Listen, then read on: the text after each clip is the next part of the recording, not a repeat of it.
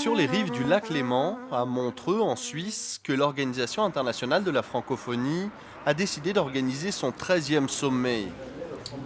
3000 représentants des États et organisations francophones sont réunis pour dégager des positions communes sur les grands sujets débattus dans les enceintes internationales. Trois grands thèmes, la langue française, le développement durable et la gouvernance mondiale. Voilà. Et sur ces trois thèmes, on espère des avancées concrètes. On souhaite que Montreux soit un dépassement de Québec et que la francophonie s'affirme toujours plus comme un acteur politique sur la scène internationale.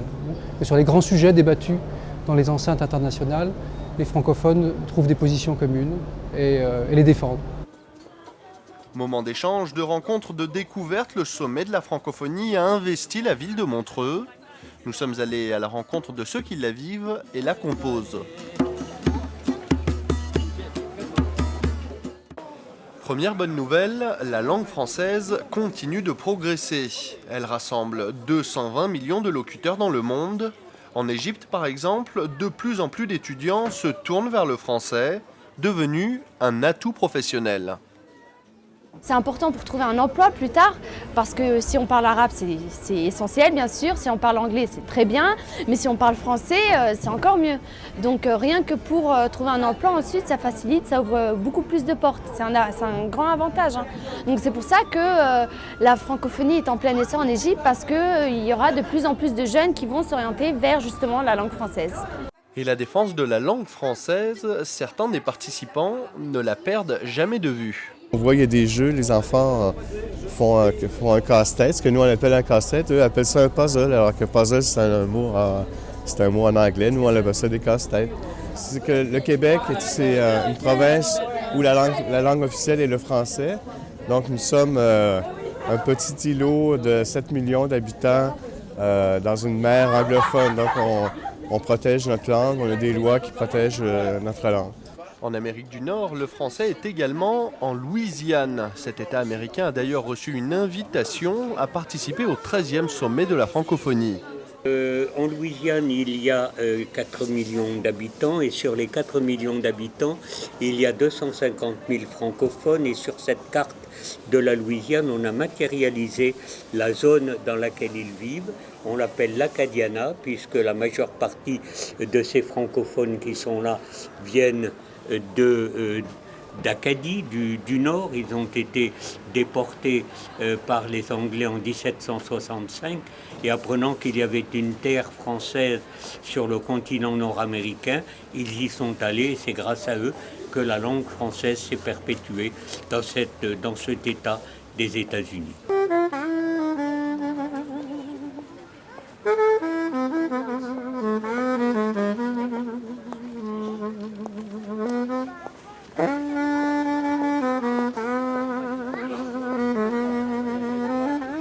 Ensemble, avec moi. Ensemble. C'est pas compliqué ça. On vous entend pas, hein. Voilà. La francophonie passe également par la culture et les modes de vie, témoignage de l'ambassadeur du Vietnam auprès de l'UNESCO. Dans les pays francophones, il y a des modes de vie, par exemple, je dis que si j'ai déjà visité comme l'Angleterre, toutes les terrasses ici, c'est fermé à partir du mur. Tandis qu'au Vietnam, alors, sur le trottoir, et aussi, alors, il y a comme des brasseries, il y a aussi des gens qui circulent et qui prennent une bière sur le pavé, etc. C'est un mode de vie, mais qui se ressemble. Et même en France, même au Canada, ici, même en Suisse, alors il y a comment des modes de vie qui ont de la ressemblance. Donc je vois que c'est très typique. Et donc c'est une spécificité dans la communauté française. Même son de cloche du côté de la Hongrie, où l'on met l'accent sur les festivités du 14 juillet à Budapest. 14 juillet, c'est une festivité qu'on n'oublie jamais. Et alors, la jeunesse attend avec impatience la prochaine 14 juillet, puisque ce sont les bandes, les chanteurs, les orchestres qui arrivent.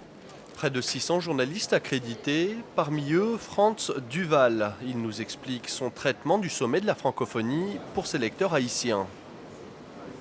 C'est quasiment un retour d'Haïti dans l'OIF, parce que depuis quelque temps, on n'avait pas de représentant officiel. Là, on est en train de reprendre les liens qu'il y avait avec l'OIF. L'OIF a des programmes importants en Haïti, avec des campus numériques au niveau universitaire, avec la formation des maîtres, avec des CLAC, qui sont des centres de lecture. Et c'est important parce qu'il y a plusieurs programmes et c'est important aussi pour la langue et pour la solidarité. Car de plus en plus, nous avons vu après le tremblement de terre en Haïti que la solidarité francophone a été importante. L'une des missions phares de la francophonie, la promotion de la paix, de la démocratie et des droits de l'homme, nous est illustrée par le cas de la Mauritanie. Il y avait une série de coups d'État militaires, des coups de force chez nous, et à chaque fois, la francophonie boycottait le pouvoir en place parce qu'il ne respectait pas la démocratie.